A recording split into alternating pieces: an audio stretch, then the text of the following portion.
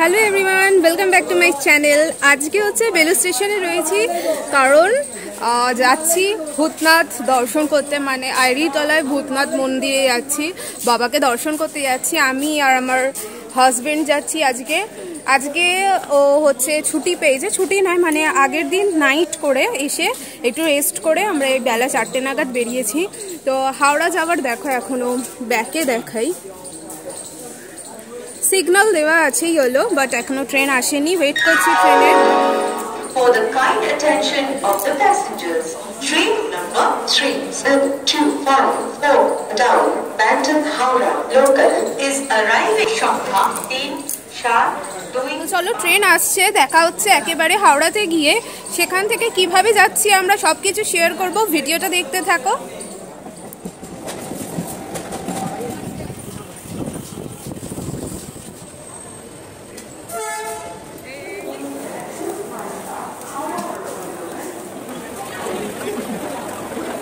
Finally Howrah station থেকে বেরিয়ে এসেছি, পেছনে হচ্ছে হাওড়া স্টেশন, আর এটা হচ্ছে ট্যাক্সি স্ট্যান্ড। এখানে অনেক রকমের ট্যাক্সি তোমরা পেয়ে যাবে, বিভিন্ন রকম জায়গায় যায় আসে। তো এখান থেকে আমাদেরকে যেতে হবে লঞ্চ ঘাটে, ওখান থেকে আমরা লঞ্চ নিয়ে মানে লঞ্চে করে যাব হচ্ছে আইরিতলা। তো চলো আপাতত এখন যাই লঞ্চ ঘাটের দিকে। ওদিকে হচ্ছে নিউ কমপ্লেক্স, এটা হচ্ছে ওল্ড কমপ্লেক্স দিয়ে আমরা এলাম, সামনেটা হচ্ছে নিউ কমপ্লেক্স। তো দুটো টিকিট কেটে নিয়েছি আইরিতলার, 6 টাকা করে, 1 টাকা করেই বেড়েছে। তো চলো এবার লঞ্চের দিকে মানে লঞ্চ ঘাটের দিকে, ফেরিঘাটের দিকে যাই।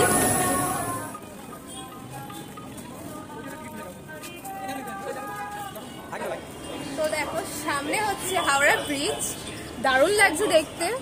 হাওড়া ব্রিজেরও কিন্তু অনেক ইতিহাস আছে, সময় করে সেই সব কথা কখনো বলা যাবে। এখন বলি, এইদিকে হচ্ছে আর্মেনিয়াম মানে ফেয়ারলি ঘাট, তার পাশে হচ্ছে মিলেনিয়াম, আর তার পাশে হচ্ছে বাবুঘাট।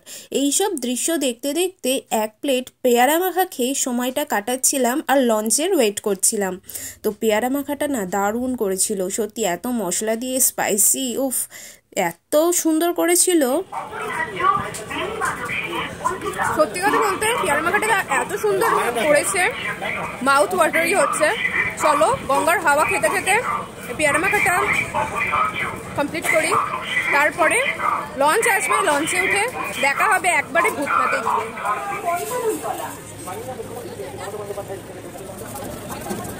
আগে থেকে সিট অ্যারেঞ্জমেন্টটা একটু আলাদা রকম করেছে, আমাদের লঞ্চটা অলরেডি ছেড়ে দিয়েছে। চলো তোমাদেরকে ভিউটা দেখাতে দেখাতে নিয়ে যাই আর আইরিতলা যাই। চলো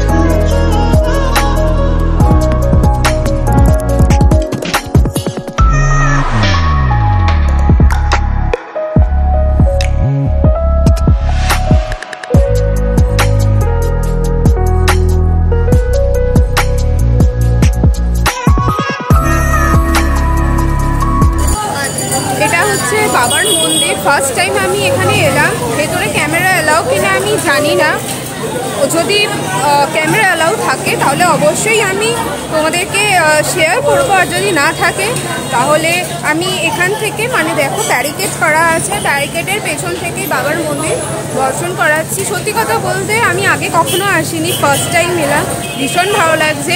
মন্দিরের ভেতরে যাব, আরতির তাপ নেব, তারপরে হচ্ছে সব কথা বলবো। মন্দিরে ঢোকার আগেই বাচ্চা মেয়েটা এসে আমাদের কাছে আবদার করলো যে দিদি টিপ পড়ো না। তো আমি বললাম ঠিক আছে দাও, পরিয়ে দাও। বললো যে তোমার যেটা ভালো লাগবে তুমি সেটা দিও। তো আমি ওকে 20 টাকা দিয়েছি। আমি জানি না এই 20 টাকাতে কিছু হয় কিনা আজকালকার দিনে, কিন্তু আমার সামর্থ্য অনুযায়ী আমি ওকে দিতে পেরেছি। এখন যাচ্ছি ভেতরে, বাবাকে দর্শন আমি করে আসবো ফার্স্টে।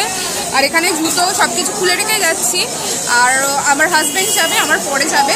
তো চলো ভেতর থেকে ঘুরে আসি, তারপরে সব কিছু বলবো তোমাদের কিরম কি দেখলাম, কত সুন্দর সব কিছু।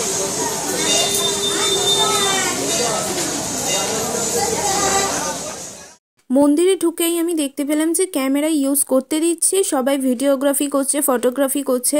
আমি আমার ক্যামেরাটা নিয়ে এসে তাড়াতাড়ি ভিডিওগ্রাফি করতে শুরু করি এবং আরেকটা জিনিস নোটিস করি যে মানুষ দূর দূরান্তে বসে ভিডিও কলিংয়ের মাধ্যমে বাবাকে দর্শন করতে পারছে, মনস্কামনা জানাতে পারছে এবং অনেক ফ্যামিলি মেম্বাররা এসে বাবাকে তেল, দই, ঘি এইসব চড়াচ্ছে।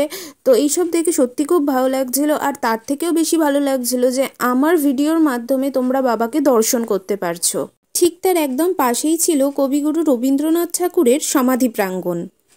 পেছনেই মা গঙ্গা, সাইডে হচ্ছে নিমতলা মহাশ্মশান, তার পাশে হচ্ছে বাবা ভূতনাথের মন্দির এবং পেছনে হচ্ছে কবিগুরু রবীন্দ্রনাথ ঠাকুরের সমাধি প্রাঙ্গণ। চলো আর বেশি কথা বলবো না, বেশি কথা বাড়াবো না, ভিডিওটা অনেক লম্বা হয়ে যাচ্ছে। ভিডিওটা এখানেই এন্ড করছি, দেখা হচ্ছে নেক্সট কোনো ভিডিওতে। ভালো লাগলে অবশ্যই সাবস্ক্রাইব, লাইক আর শেয়ার করতে ভুলো না। Bye bye, take care.